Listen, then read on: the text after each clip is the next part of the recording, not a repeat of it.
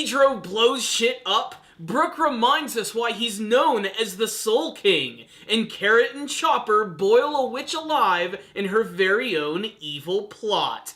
All that and more in this week's episode of One Piece. An episode which, to be perfectly honest, won me over. A lot of the material that was in this episode of One Piece, I didn't care for in the manga version. I'm loving the absolute absurdity of everything in the anime in this episode. I like that we're getting to focus a little bit more on the side characters, frankly, for how incredibly wacky and off the wall they are. I mean, any episode that has Baron Tamago in it is going to be funny. I mean, how does he even wear those egg pants? But I also just love the ridiculousness of this episode. I love that there's a character whose name is Aristocroc, who is a giant, blue, cartoony-looking crocodile who's dressed all dapper-like. Happens to be one of the goons of Brule, and she happens to have a very weird entourage, which definitely made this one of the crazier, drug-induced looking episodes of the Whole Cake Island arc that I've seen thus far.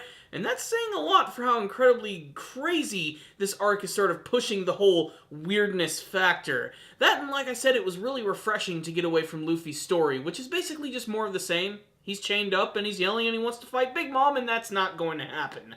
So we're going to move on to the other characters, and a lot of these scenes are definitely a pleasant surprise. Watching Pedro just completely decimate everyone in front of his path is really cool. He's so swift and fast, and I love that he uses dynamite to just blow up everything. He's causing a really big and noisy distraction. He's doing his job very well, which allows Brook to finally show off why he is indeed known as the Soul King. This is honestly one of the coolest Brook scenes that I've seen in a very long time, and it's one of those scenes that really plays better for an animation as opposed to being in a manga, just because of the color and the sound and the whole visual of the fact that Brook himself is a musician, and you know when he pulls out that sharp guitar that things are going to get insane. And he realizes that the opponents that he's fighting against, the chess piece keepers, are actually infused with Big Mom's soul, and what better way to counteract that when the power of his soul? So he basically starts playing his guitar after being seemingly shish kebabbed by all of these chess piece keepers, and summons this massive,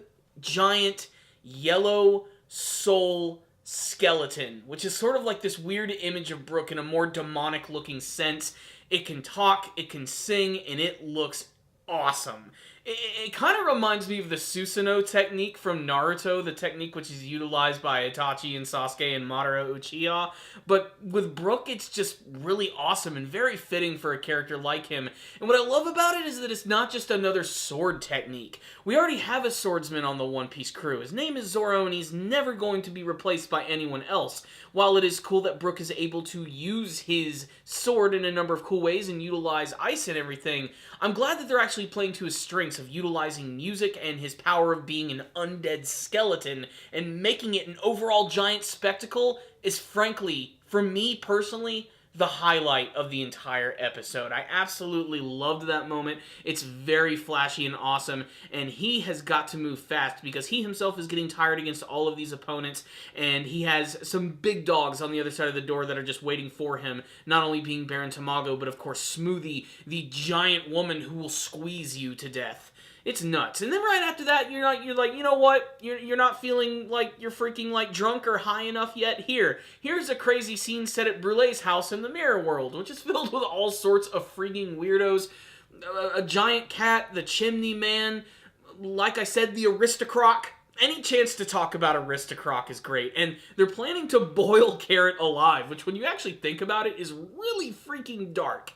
I mean, yeah, she is a rabbit, and people do eat rabbits, but she's also a mink tribe member, and they are half human, so we're starting to get into some cannibal territory here, which is just really messed up. But Chopper himself is very confident that they're going to be able to get out of this situation, as he knows that the carrot that is dangling over a giant pot of boiling whatever the hell it is actually just a frog that got caught up in the mix, and the real carrot is actually hanging out in the shadows and waiting for her moment to strike. And when that moment does come, It's really satisfying. It's sort of a Hansel and Gretel kind of moment where the witch is getting ready to eat the two children and then ends up falling prey to her very own plan as Carrot jumps down and kicks the giant pot of boiling whatever the crap it is and it just burns everything.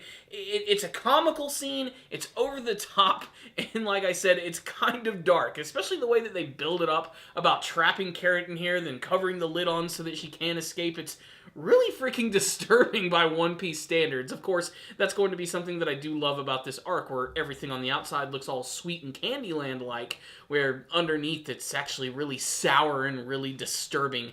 And then we have the final scene of the episode, which is Pudding's reunion with Luffy and Nami, and basically it's just tear-inducing. She claims that she is going to be marrying Sanji, and it shocks both Luffy and Nami, and there's where the episode ends. And I really wish they would have continued with the scene and ended on something a little more important, but trust me, we'll get to that in the next episode of the series.